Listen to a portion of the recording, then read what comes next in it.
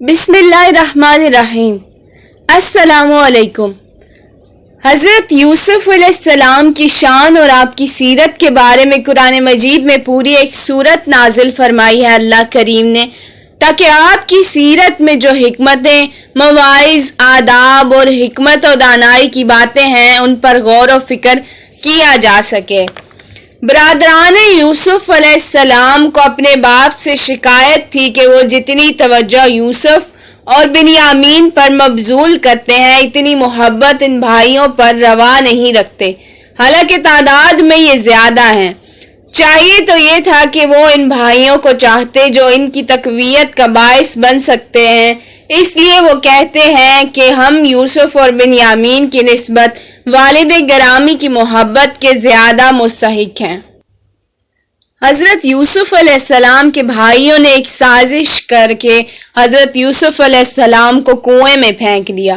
جب وہ حضرت یوسف علیہ السلام کو کنویں میں پھینک کر واپس ہوئے تو آپ کی قمیض کو خون آلود کر دیا اور عشاء کے وقت روتے پیٹتے حضرت یعقوب علیہ السلام کی خدمت میں حاضر ہوئے اور کہا کہ حضرت یوسف علیہ السلام کو بھیڑیا کھا گیا ہے۔ جب ان بھائیوں نے انہیں کنویں کی تاریک تہہ میں پھینک دیا تو وہ اللہ کریم کے لطف و کرم اور مشکل کشائی کے انتظار میں بیٹھ گئے۔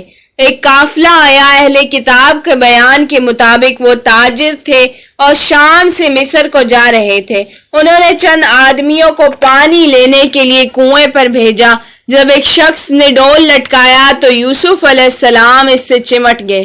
جب اس آدمی کی یوسف پر نظر پڑی تو وہ حیران ہوا اور کہنے لگا، یعنی وہ بہت خوش ہوئے اور کہنے لگے کہ یہ بچہ ہمارا زر خرید غلام ہے۔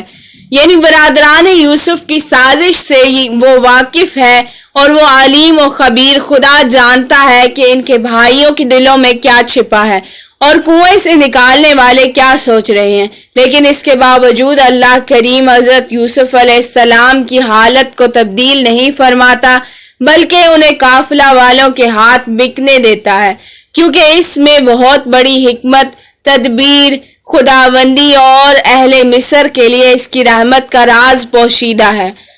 اس سر نہا کی وجہ سے حضرت یوسف علیہ السلام ایک غلام اسیر کی حیثیت سے مصر میں داخل ہو گئے، پھر مملکت کی باغ ڈور سنبھالے گا اور اللہ انہیں یوسف کے ہاتھ سے دنیا اور آخرت کی وہ نعمتیں عطا کرے گا جو نہ کسی بیان میں آ سکتی ہیں اور نہ ہی وہم و گمان میں۔